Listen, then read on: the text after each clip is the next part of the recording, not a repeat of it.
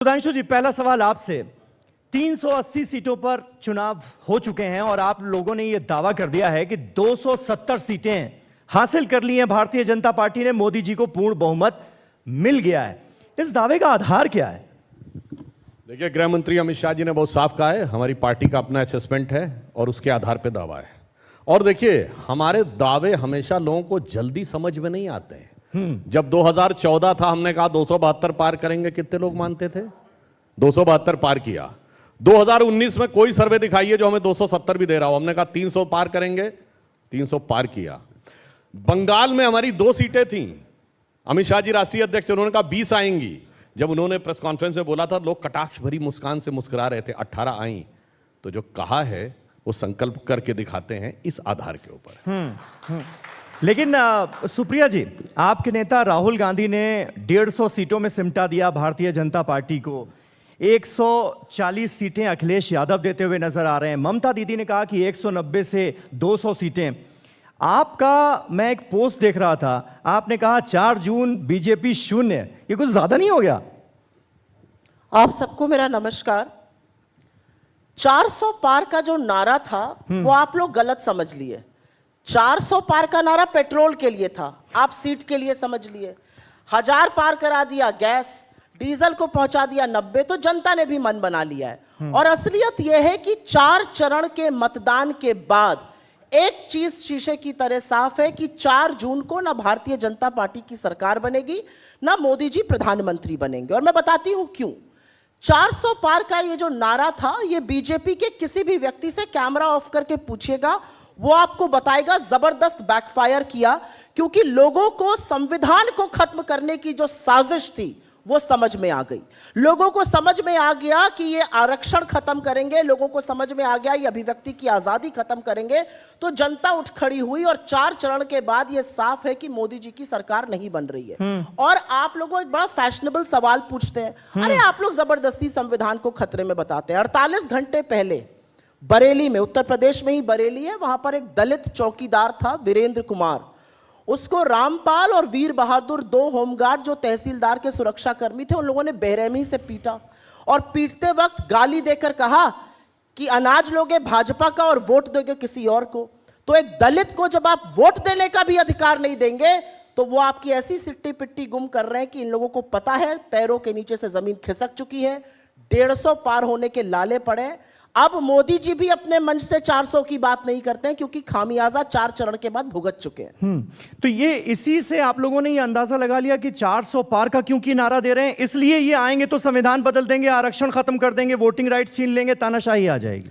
नहीं, हमने ये अंदाजा नहीं लगा लिया, जनता ने लगा लिया। अच्छा। हमें तो पता ही था ये क्या कर रहे हैं। आप जैसे प्रबुद्ध पत्रकार कौन से चश्मे से राजनीति देख रहे हैं मुझे नहीं पता, हो सकता है अच्छे नंबर वाले चश्मे से देख रहे हो, लेकिन आज जो इस देश में हो रहा है उस पर क्या बहस हो रही है। एक दलित चौकीदार को पीटा जा रहा है क्योंकि वो अपनी मर्जी से वोट डाल रहा है, उस पर कितने टीवी डिबेट हो रहे हैं। आज सवाल इस बात का है, आज सवाल इस बात का है कि एक आदिवासी के सिर पर भाजपा का नेता मध्य प्रदेश में पेशाब कर देता है, उस पर कोई टीवी डिबेट नहीं है। आज टीवी डिबेट इस बात पर नहीं है कि कोर्ट जिसके खिलाफ चार्जेस फ्रेम कर रहा है उसको, उसके परिवार को आप टिकट दे रहे हैं। कहां पर इस पे हो रहा है? आज डिबेट इस बात पर नहीं है कि एक बड़ी प्रबुद्ध पत्रकार को मोदी जी कहते हैं मैं हिंदू मुसलमान करूं तो मैं सार्वजनिक जीवन में रहने योग्य नहीं हूं। 24 घंटे में पलट गए, 24 घंटे में हिंदू मुसलमान करने लगे। जिस व्यक्ति का वजूद इस विषाक्त राजनीति के बल पर है, वो ऐसी बातें कहता है, आप लोग डिबेट नहीं करते। तो हमसे मत पूछिए, जनता को समझ में आ गया और जनता ही हिसाब कर रही है। सुधांशु जी, मुझे लगता है इसका जवाब देना चाहिए, क्योंकि ये हिंदू मुसलमान वाली जो बात हुई, प्रधानमंत्री नरेंद्र मोदी ने महाराष्ट्र में एक चुनावी रैली को संबोधित करते हुए कहा कि कांग्रेस पार्टी ये चाहती है कि इस देश का जो बजट है उसका 15% मुसलमानों पर खर्च किया जाए। और मैं जब मुख्यमंत्री था तब भी ये थॉट सामने आई थी, लेकिन हम लोगों ने विरोध किया और उसके बाद ये मुमकिन नहीं हो पाया। अब फिर कांग्रेस पार्टी के लोग अगर सत्ता में आ गए तो यही करेंगे। देखिए, वो जवाब देने से पहले संख्या का भी बता दूं। देखिए कितनी विविधतापूर्ण संख्याएं हैं। अखिलेश यादव 140, राहुल गांधी 150, प्रियंका जी 180, ममता बनर्जी 195 से 200, केजरीवाल 230। अरे भाई, कोई नीलामी लग रही है क्या? इतना 1, इतना 2, फिर रेट बढ़ गया। इससे समझ में आता है गठबंधन का नेता तो छोड़िए, संख्या पर एक मत नहीं है, खाम में हवा में लठ बांध रहे हैं। हमारे यहां एक ही नेता, एक ही विचार और एक ही संख्या, कोई किंतु परंतु और दुविधा नहीं है। अब दूसरी बात बताता हूं, जो संविधान की बात कही। संविधान जानते हैं, संविधान किसके जमाने में खतरे में आ चुका था, बदला जा चुका था। मैं आपसे पूछना चाहता हूं, संविधान के अनुसार भारत की हाईएस्ट एग्जीक्यूटिव बॉडी क्या है? Union cabinet. उस यूनियन कैबिनेट के ऊपर नेशनल एडवाइजरी काउंसिल किसने बनाई? संविधान को आपने तार तार किया ना। भारत का प्रधानमंत्री मिलता था, जब कोई विदेश का राष्ट्राध्यक्ष आता था, दर्जनों वीडियो अवेलेबल हैं कि वो सोनिया गांधी जी से मिलता था, जो कैबिनेट रैंक में थी।